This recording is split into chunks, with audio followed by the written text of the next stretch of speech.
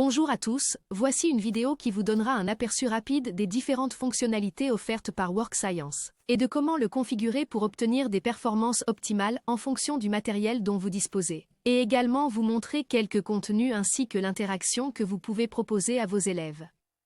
Sur l'écran principal, en allant dans « Paramètres », vous avez la possibilité de sélectionner la résolution que vous préférez et d'ajuster la qualité des graphismes selon vos préférences.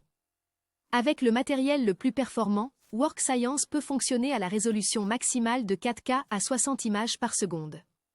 Si votre appareil Android ou votre ordinateur PC sous Windows ne peut pas afficher la résolution maximale à ce niveau, assurons-nous qu'il soit mis à jour. Rocket proposera de réduire la résolution et la fréquence de rafraîchissement. Il existe une solution pour vos appareils qui ne disposent pas d'une puissance suffisante, en particulier ceux qui fonctionnent sous Android. Vous pouvez conserver une résolution d'écran 4K, ou au moins en Full HD, en activant la fonction de résolution dynamique. Cette caractéristique permet au logiciel d'adapter la résolution en cas de mouvement et d'assurer un meilleur rendu lorsque les images sont immobiles, garantissant ainsi une qualité optimale. Voyons maintenant ce que vous verrez à l'écran. Nous avons téléchargé l'un des premiers contenus, le corps humain, le système respiratoire. Vous pouvez voir qu'il est possible, d'un simple toucher du doigt, de faire pivoter, faire tourner l'image et de l'agrandir ou de la réduire comme vous le faites habituellement avec un smartphone. En appuyant sur le bouton puzzle, nous décomposons notre objet en toutes ses parties, nous pouvons les faire pivoter, les visualiser et les agrandir.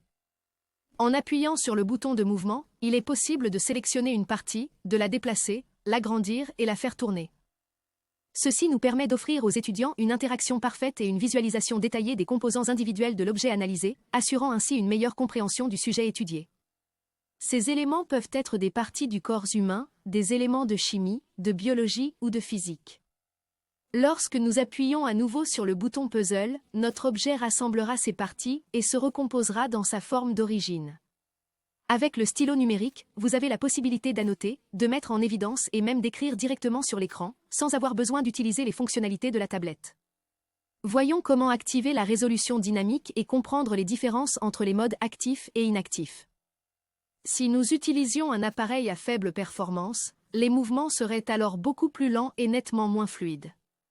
Lorsque la fonction de résolution dynamique s'active automatiquement pendant un mouvement, par exemple lors d'une rotation, le logiciel ajuste temporairement la résolution de l'affichage, la réduisant automatiquement pendant toute la durée de l'action.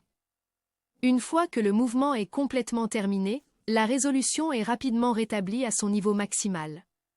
Cela se passe de manière automatique et fluide, sans que l'utilisateur ne s'en rende compte ou n'ait besoin d'intervenir, permettant de bénéficier de contenus en résolution maximale de manière fluide même sur des ordinateurs moins performants ou anciens, facilitant ainsi une expérience utilisateur optimale. Voyons maintenant les contenus. Retournons à la page d'accueil qui contient tout le contenu disponible en téléchargement. Cliquez simplement sur la flèche vers le bas pour commencer le téléchargement des fichiers. Une fois le contenu enregistré localement, le logiciel nous permettra de travailler sans connexion Internet. Cela implique qu'il n'est pas obligatoire d'être constamment en ligne pour pouvoir utiliser. Sur le côté gauche de l'écran se trouvent divers paramètres à votre disposition. Les contenus que nous avons récemment ouverts, c'est-à-dire les sujets que nous avons utilisés dernièrement. Nous avons la possibilité de trier la recherche par ordre alphabétique ou, au contraire, dans l'ordre inverse. L'étoile des contenus favoris nous permet de choisir, parmi tous les éléments disponibles, ceux qui suscitent notre plus grand intérêt. Une fois que nous les avons ajoutés à nos favoris, nous pouvons accéder à cette section via le menu de gauche. Nous accéderons uniquement aux contenus spécifiques qui nous intéressent, ce qui les rend plus faciles à identifier et à distinguer par rapport à l'ensemble des autres contenus disponibles dans l'application. Nous pouvons filtrer les contenus.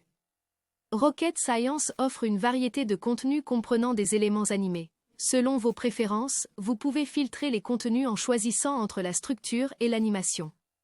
À travers les autres filtres, il est possible de trier par catégorie ou type de matière. Par exemple, nous pourrions sélectionner parmi la biologie, la chimie, la physique de laboratoire, la chimie de laboratoire, les sciences de la Terre, l'astronomie, etc.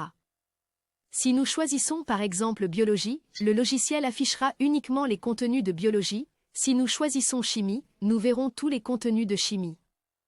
Il est possible de sélectionner certaines catégories prédéfinies, par exemple Cambridge, des expériences de laboratoire, etc. En accédant à la zone de configuration, il suffit d'un simple clic pour activer ou désactiver la connexion Internet. Cela permet une manipulation simple et rapide de la connexion.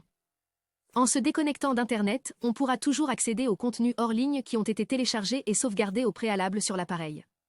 Le réglage du son se fait grâce à la manipulation du volume, et en accédant aux réglages principaux via l'onglet de configuration, il est possible d'ajuster le volume de la musique. Certaines animations peuvent comporter à la fois une musique de fond et la voix de l'assistant virtuel, si ce dernier est présent, dans le but d'expliquer les éléments se déroulant à l'écran.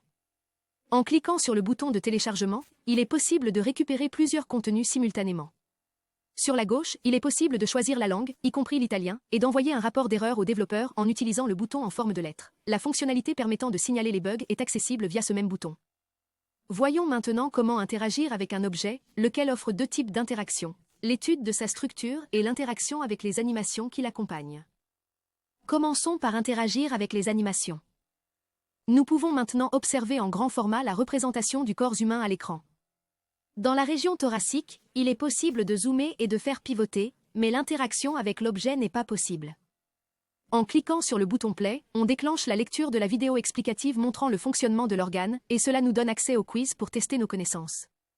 Les quiz sont un moyen d'engager les élèves à la craie sur le tableau.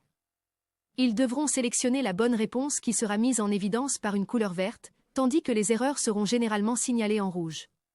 Voici des exemples. En plus des quiz projetés au tableau que nous avons analysé, il est également envisageable d'organiser des quiz en ligne. En fournissant à chaque étudiant un appareil Android et l'application gratuite Walk Student, l'apprenant pourra participer en utilisant le tableau interactif ou l'écran interactif et répondre aux différentes questions posées. Revenons à la partie interactive. Revenons maintenant à notre sujet et concentrons-nous sur l'analyse de la structure. Dans cette situation, nous aurons la possibilité d'interagir avec notre objet, comme cela a été démontré précédemment au début de la vidéo. Après avoir démonté l'objet, nous pouvons commencer à interagir ou à impliquer les étudiants par le biais de quiz. Trois types de quiz existent. Le premier type est l'assemblage. À travers la sélection des différentes pièces, l'étudiant sera invité à les réinsérer correctement dans le corps virtuel, selon leur position et leur rôle. Le deuxième type de questionnaire nécessite de répondre à la question qui apparaît en haut de l'écran en sélectionnant la bonne réponse parmi les propositions proposées. La troisième catégorie encourage l'étudiant à associer l'étiquette correcte à la partie correspondante avec précision. En prenant comme exemple le modèle anatomique du corps humain, nous allons vérifier la bonne position de l'étiquette sur le squelette. En même temps, nous examinerons les conséquences d'un mauvais positionnement de la trachée. La quantité de contenu proposé par World Science est vraiment impressionnante. Les matières principalement soutenues sont la chimie, la biologie et la physique. Contactez-nous pour demander une version de démonstration afin de commencer à découvrir World Science.